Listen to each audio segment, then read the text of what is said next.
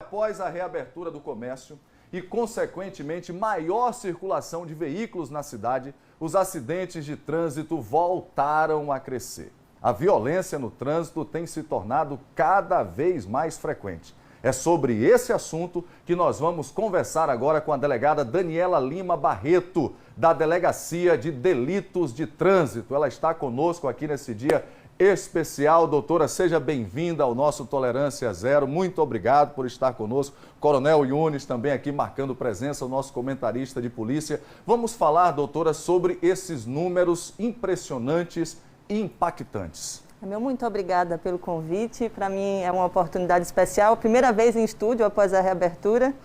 E é uma oportunidade da gente debater um assunto muito importante, que é a questão da violência no trânsito.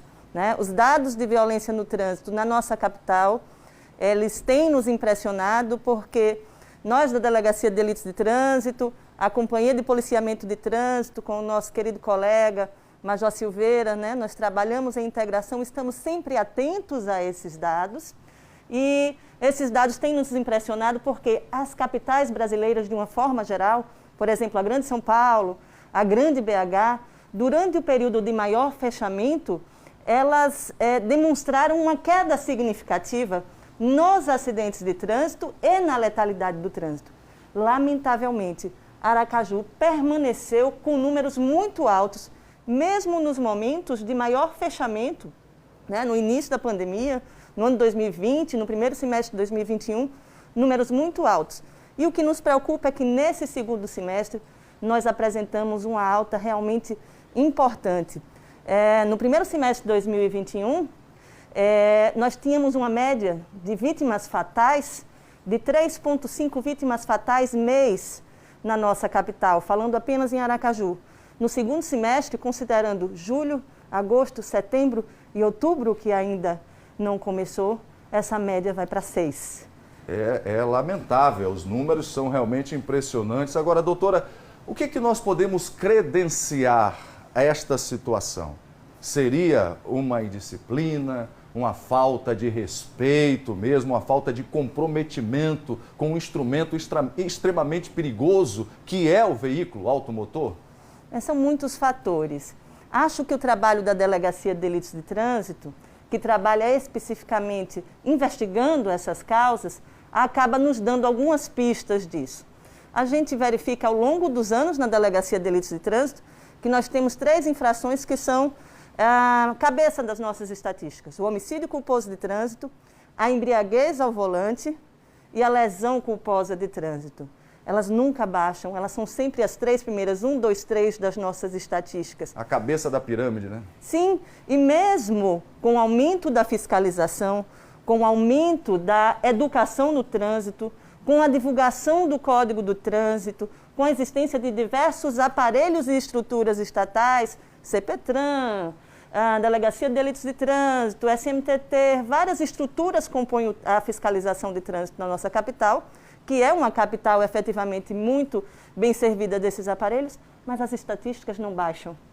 Então, existe aí um componente cultural que é o compromisso com a segurança de todos no trânsito. Eu costumo dizer que a possibilidade de trafegar em veículos automotores é uma conquista nossa da modernidade. Antes, todos nós, homens e mercadorias, trafegávamos, sim, a pé ou no lombo de jumentos. A modernidade nos trouxe a possibilidade de maior efetividade nesse transporte, mas traz também os riscos. Para que esses riscos sejam administrados, é necessário um compromisso de todos de seguir as normas de segurança. Acidente de trânsito é uma forma de dizer no coloquial, mas não é o termo correto, porque acidente é algo que acontece por caso fortuito ou força maior. No acidente de trânsito, alguém foi responsável por uma imprudência, uma imperícia ou uma negligência. Esse é o trabalho da Delegacia de Delitos de Trânsito. Verificar quem foi aquele que, por imperícia, imprudência ou negligência, causou uma lesão ou uma morte no trânsito. Muito bem, doutora. Coronel Maurício Yunes, por favor. Cláudio, eu tive a oportunidade no início de minha carreira trabalhar no trânsito. Eu trabalhei 5 anos no trânsito, sabe, Cláudio? E se tenta de tudo. Eu queria saber, assim, da doutora, qual seria um caminho para que a gente pudesse tentar fazer com que houvesse uma redução da violência, porque educação é realizada, uma legislação é realizada, né?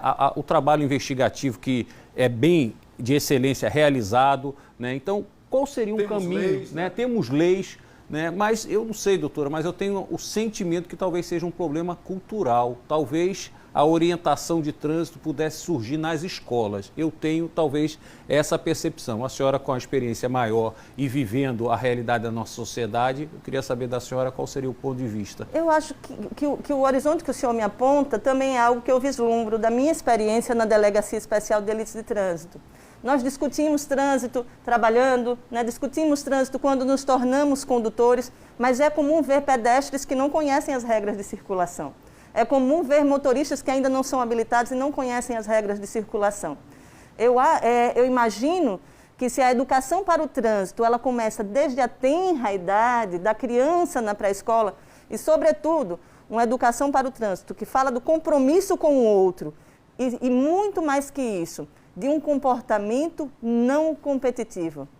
Nós, brasileiros, temos, sim, uma tendência a dirigirmos como se estivéssemos competindo.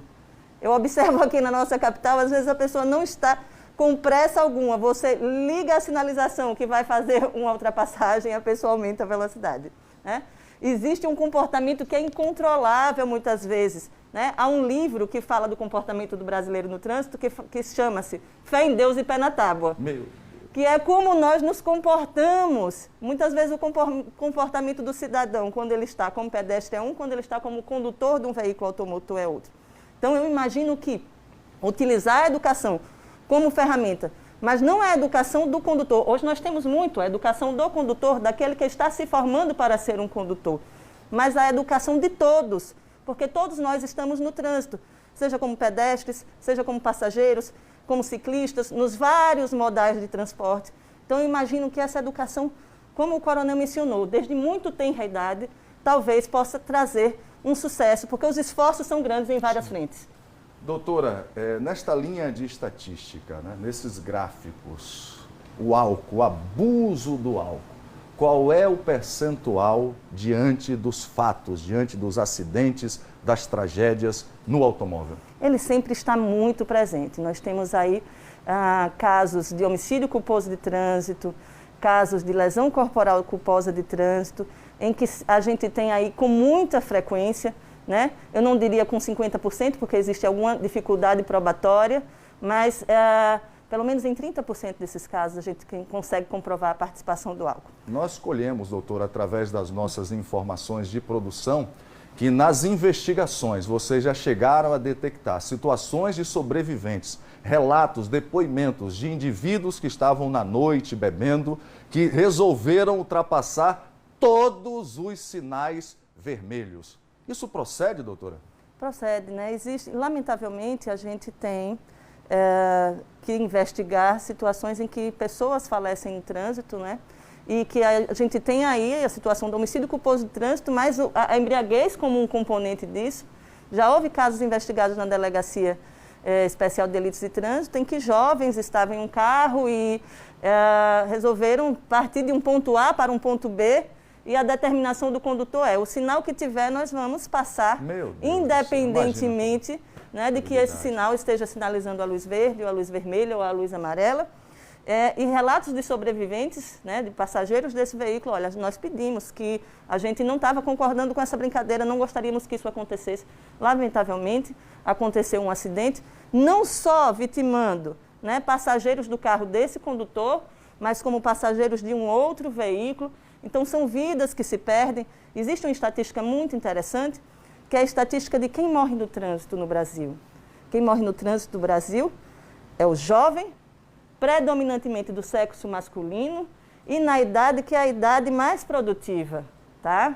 Então, dos 20 aos 38 anos, numa faixa de idade que é do jovem produtivo, é a faixa de quem nós estamos perdendo, sem contar estatísticas dos sequelados do trânsito. Existe uma repercussão econômica muito grande, né, do tratamento dessas pessoas e da perda de produtividade dessas pessoas por serem sequelados no trânsito. É uma guerra. Os dados de lesão e de perda de vidas no trânsito são dados de guerra.